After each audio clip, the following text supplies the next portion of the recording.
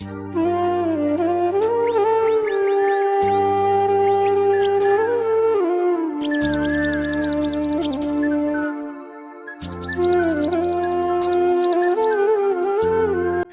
সকাল আমার প্রিয় বন্ধুরা, তোমরা সবাই কেমন আছো?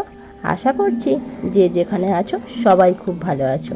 তোমাদের ভালোবাসার আশীর্বাদে আমরাও কিন্তু বেশ ভালো আছি। পিঙ্কু সিম্পল লাইফস্টাইলের আরও একটি নতুন ভিডিওতে তোমাদের জানাই অনেক অনেক ভালোবাসা আর অনেক অনেক স্বাগত। আজকের দিনটা হচ্ছে মঙ্গলবার, আর দেখতেই পাচ্ছ আমি কিন্তু সকাল সকাল স্নান সেরে, আর দেখো যেহেতু কালকে রান্না পুজো গেছে, আজকে তো বিশ্বকর্মা পুজো, আর উনুনে তো মনসা ডাল দিতে হয়, আর আমার যেহেতু উনুন নেই আমি তো গ্যাসেই রান্না করেছি। ওই জন্য দেখো গ্যাসেতেই ওই যে ঝিকগুলো থাকে না, ওইগুলোতে একটু আলপনা দিয়ে দিলাম, আর দেখো ওই মনসা ডালটাতে কিন্তু সিঁদুর দিয়ে দিচ্ছি। এইটা এবার উনুনের মধ্যে দিয়ে দেবো। ওই দিকের গ্যাসটা আর আজকের মতো জ্বালবো না, এই দিকেরটা দরকার হলে জ্বালবো। দেখলে এই যে দিয়ে দিলাম। এগুলো কিন্তু উনুনে দিতে হয়, কিন্তু যেহেতু আমার উনুন নেই সেহেতু আমি গ্যাসেই করেছি, আর গ্যাসেই তো ঠাকুরের ভাতটা করেছিলাম।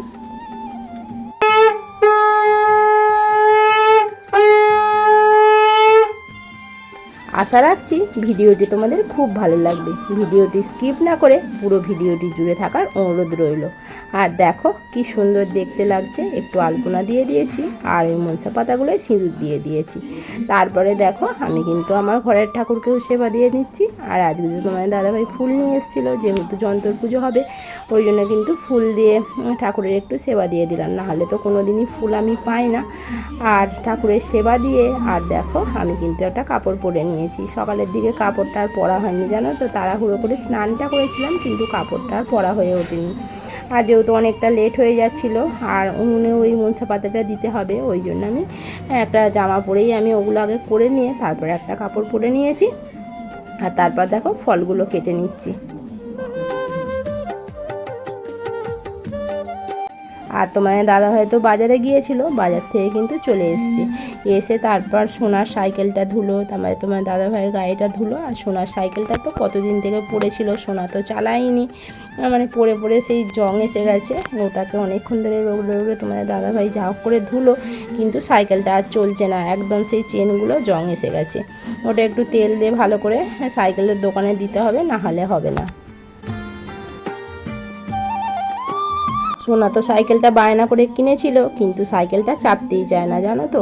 আর এই বিশ্বকর্মা পুজোর সময় কিন্তু ওর সাইকেলটা পুজোই করতে হবে, যেহেতু ওর পাপার গাড়িটা পুজো করে, ও বলবে আমার সাইকেলটাও কিন্তু পুজো করতে হবে। আর ওই বিশ্বকর্মা পুজোর সময়তেই সাইকেলটা বার করা হয়, না হলে তো তোলাই থাকে। বায়না করে কিনেছিল, এখন বলছে আমার আর হচ্ছে না, আমার হ্যান্ডেলে নাকি পা ঠেকে যাচ্ছে, এখনটা অনেকটাই লম্বা হয়ে গেছে, ওই জন্য। আর কি করা যাবে বলো, বদমাইশি করে কিনলো মানে সাইকেলটাকে, মানে বায়না করে করে এত কান্নাকাটি, মানে কিনে দেবো না, আর ও শুনবে না, কিনে দিতেই হবে। আর দেখো যাই হোক, আর কিছু করার নেই। আমি ফলগুলো দেখো কেটে নিচ্ছি এক এক করে। আর কাটার পরেই কিন্তু দেখো এইখানটা আমি একটা আলপনা দিয়ে দিয়েছি, আর এখানে কিন্তু একটা পেপার পেতে দিলাম। পেপারটা পেতে দিয়ে আর তারপরে কিন্তু এর উপরে আমি কিন্তু যন্ত্রগুলো রেখে দেবো। আর তোমার দাদাভাই মানে ওর যে লেবার কাজ করে তাকে বলেছিল যে যন্ত্রগুলো ওখান থেকে নিয়ে আসতে, কলকাতা থেকে। সে তো যন্ত্র নিয়েই আসেনি, আর কয়েকটা দেখো এই ড্রিল মেশিন, হাতুড়ি, এই দুটো তিনটে যন্ত্র দিয়ে গেছে। তোমার দাদাভাই বলছে আমার অত যন্ত্রগুলো তো কিছুটা হলেও নিয়ে আসতে, বলছে এই মন থেকে ভক্তি করে পুজো করলে এই হবে।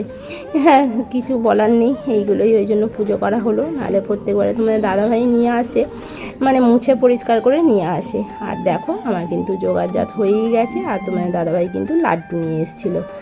আর এই যে আমি ধূপগুলো জ্বেলে দিচ্ছি, আর ঠাকুরমশাই দেখো চলে এসেছে। আর তোমার দাদাভাই স্নান সেরে একেবারে এই যে বসে আছে। আজ সকালটা একটু তাড়াতাড়ি করেই করতে হয়েছে, জানো তো, যেহেতু আজকে রান্না হয়নি, কিন্তু এই পুজো হবে বলে একটু তাড়াহুড়ো করেই কাজগুলো করতে হলো, আর জোগাড় করতে হলো। তারপর তো ঘরের পুজোটা হয়ে হরি পুজো দিয়ে দিলাম। আর আমাদের যেহেতু বাইরে গাড়িগুলো রাখা ছিল, আর গাড়িগুলোও কিন্তু পুজো করে দিচ্ছে, গাড়ি আর সোনার সাইকেলটা।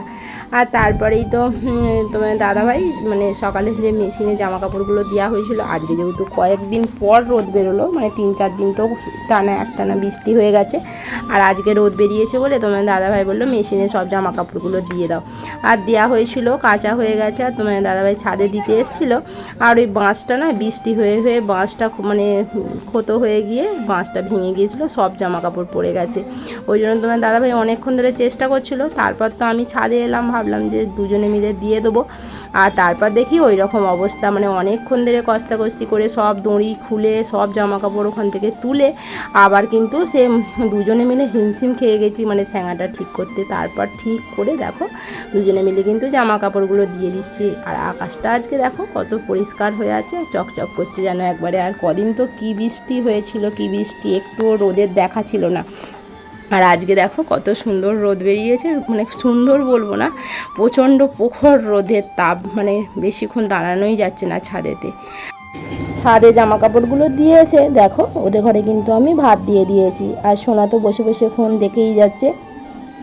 তোমরা তো দেখতেই পেয়েছিলে, ওদের ঘরে ভাত দিয়েছিলাম, ওরা ভাত খেয়ে নিয়েছিল। তারপর আমি মাছের ঝাল করেছিলাম, জানো তো। মাছ যেহেতু করেছি সেহেতু তো আমাকে আবার স্নান করতে হবে। আর আমি তো জামা কাপড় ছেড়েই মাছটা করেছিলাম, ওই জন্য কিন্তু আবার আমাকে স্নান করতে হলো। কেন, যেহেতু ঠাকুরকে ভাত দেবো। স্নান করে দেখো আবার চুল ফুল আঁচড়ে সিঁদুর পরে নিয়েছি, আর একটু আলতাও পরে নিয়েছি পায়েতে। আর ঠাকুরমশাই এখনও আসেনি, আমাদের মনসা পুজো হবে। আর আমাদের তো যা কিছু পুজো হয়, কিন্তু মনসা পুজোটা আমাদের দিতেই হয়। আর এখানে তো হরি পুজোও হয়ে গেছে, সব পুজোই হয়ে গেছে, খালি মনসা পুজোটা বাকি আছে। এখন বাজে 12:30, কিন্তু এখনও খাওয়া হয়নি, জানো তো। আবার মনসা পুজো দিয়ে এসে তারপর আমাদের ঘরের ঠাকুরকে ভাত দিতে হবে। তারপর মানে ওই ভাতটা যে কেউ একটু মুখে দিলে, মানে আমার ছেলেই হোক হয়তো আমার দাদাভাই হোক, কেউ মুখে দিলে তারপরে কিন্তু আমি ভাত খেতে পাবো। চলো সাথে থাকো, দেখতে থাকো কেমন লাগে তোমাদের। আজকের ভিডিওটা তোমাদের খুব ভালো লাগবে। আর মনসা পুজো এখনও ঠাকুরমশাই আসেনি, আমাদের ও বাড়িগুলো পুজো করে আমার পুজোটা তো সকাল সকালই হয়ে গেছিলো। আর ও বাড়ির দিদিভাইরা তো বলে যায়নি, আর ঠাকুরমশাই কিন্তু অন্য জায়গায় চলে গিয়েছিলো। তারপরে দিদিভাই আমাদের বাড়িতে এসে বলছে তোদের বাড়ি হয়ে গেছে, আমাদের বাড়ি এখনও হয়নি। তারপরে ঠাকুরমশাইকে আবার ফোন করলাম, বললো আমি মানে আমাদের পাশের পাড়াটায় চলে গেছে, আবার এসে এখন ওই ওদের পুজোগুলো করবে, তারপর কিন্তু মনসা পুজো করবে। আর এই দেখো আমার মনসা পুজোর জোগাড়, ওই দেখো দেখছো আমি চাপা দিয়ে রেখে দিয়েছি। এবার ঘন্টার আওয়াজ পেলে তারপর যাব। চলো দেখতে থাকো, ততক্ষণ আমি জামা কাপড়গুলো দিয়ে আসি, যেগুলো গা ধুয়ে মানে স্নান করলাম। স্নান করা জামা কাপড়গুলো একবার ছাদে দিয়ে আসতে হবে। চুলটা পুরো ভিজে, আমার আজকে দুবার স্নান হয়ে গেল। একবার তো সকালে করলাম, আবার এখন করতে হলো। যদি সকালে মাছটা করে নিতাম তাহলে আমাকে দুবার স্নানটা করতে হতো না, কিন্তু যেহেতু মানে যন্ত্র পুজোগুলো হবে বলে আমাকে তাড়াতাড়ি স্নানটা করে নিতে হলো, পুজোর জোগাড়টা করবো বলে। চলো কী আর করা যাবে, চলো দেখতে থাকো। আজকে রোদটা যা ছেড়েছে বাপরে বাপ, ছাদে গিয়ে পুরো যেন একদম দম শেষ হয়ে যাওয়ার মতো অবস্থা। আর দেখো এতগুলো জামা কাপড় সব তুলে নিয়ে চলে এসেছি। এই দেখো একটু মেশিনে কাঁচা হয়েছিল, শুকিয়ে গেছে। আর যে রোদটাও প্রচণ্ড পরিমাণ করেছে। আর আরও জামা কাপড় কিন্তু ছিল, জানো তো, মেশিনে ভরেও দেওয়া হয়েছিল। মেশিন থেকে ভরে আবার বার করে দিলাম, কেন এক মেশিন পুরো হয়ে যাচ্ছে, সেই কাচাকুচিরও অসুবিধা হবে, জানো তো। অতটা হয়ে গেলে না কাচতে অসুবিধা হয়, ওই জন্য ভাবলাম ওগুলো বার করে দিই, ওগুলো কালকে কাচবো। আর দেখো পুরো ঘেমে গেছি, ছাদ থেকে এসে পুরো একদম কী অবস্থা। আর চলো ঠাকুরমশাই এসে গেছে, জানো তো। দিদিভাই তো চলে গেল, দিদিভাই বললো আমি যাচ্ছি, তুমি তো তখন এসো। চলো আমি যাচ্ছি, চলো পুজোটা নিয়ে চলে যাই। এই যে দেখো দেখো পুজোটা নিয়ে নিয়েছি। চলো এসে তোমাদের সাথে কথা হবে, ওখানে গিয়ে তো আর ভিডিও করতে পারবো না, এই জন্য ভাবলাম এসেই তোমাদের সাথে কথা বলবো। এই দেখো চলো সাথে থাকো। মনসা পুজোটা দিয়ে এসে আমি কিন্তু এই পাথরের থালা গ্লাসগুলো ধুয়ে নিলাম, মানে যেহেতু ধোয়া হয়নি আর বার করাও হয়নি, এসে বার করলাম, তারপরে ধুলাম। আর এখন ঘড়িতে বাজে ওই 1:30 পৌনে 2টোর মতো, জানো তো। এবছর তাও সকাল সকাল পুজো হয়েছে, অন্যবারে তো পুজো হতে হতে 2:30 3টে বেজে যায়, আর আমার খেতে খেতে সেই 4টে বেজে যায়। আর দেখো এই যে ঠাকুরের ভাতগুলো কিন্তু এবার এক জায়গায় বেড়ে নিচ্ছি, নিয়ে কিন্তু ওই ভাজাগুলো এবার কিন্তু এক এক করে সব সাজিয়ে দেবো। আর আমি যেহেতু এখানেই ভাত রান্না করেছি ঠাকুরের, সেহেতু এইখানেই কিন্তু আমাকে ঠাকুরের ভাতটা দিতে হবে। এরকম রান্না পুজো কাদের কাজের আছে আমায় কিন্তু অবশ্যই কমেন্ট করে জানিও। এই পুজোর রান্না খেতে কিন্তু খুব ভালো লাগে জানো তো, আবার পান্তার দিনে যেন আরও বেশি ভালো লাগে। মানে ঠাকুরের মহিমায় নয় সবই ভালো লাগে। সোনা কিন্তু পান্তা ভাত খেতে চায় না, কিন্তু আজকে কিন্তু খেয়েছিল। নিজে হাতে তো খায় না, ও নিজে হাতে ভাত কিছুই খেতে চায় না। খাইয়ে দিয়েছিলাম, যে কটা খাইয়ে দিয়েছিলাম সে কটা খেয়ে নিয়েছিল।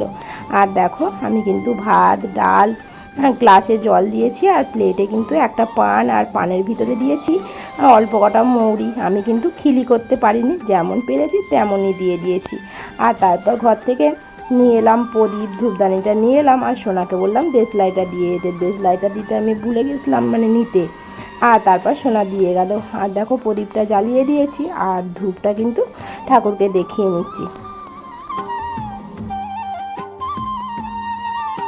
ঠাকুরকে ভাতটা দিয়ে খানিকক্ষণ এখানে রেখে দেব, আমি এখানে আর থাকবো না। আর তারপর কিন্তু কিছুক্ষণ পরে এই ভাতটা তোমার দাদাভাইকে দেবো। আর তোমার দাদাভাই দুটো মুখে না দিলে আমি কিন্তু খেতে পারবো না। আর দেখো দিদিভাইও কিন্তু একটু নমস্কার করে নিচ্ছে। তাহলে চলো বন্ধুরা, আজকের ভিডিওটা এখানেই শেষ করছি। যদি ভিডিওটির কোনো অংশ ভালো লেগে থাকে তাহলে লাইক করে চ্যানেলটিকে সাবস্ক্রাইব করে আমার বন্ধু হয়ে পাশে থেকে যেও। কালকে নিয়ে আসবো আবার নতুন একটি ভিডিও। ততক্ষণে তোমরা ভালো থেকো, সুস্থ থেকো এবং সাবধানে থেকো।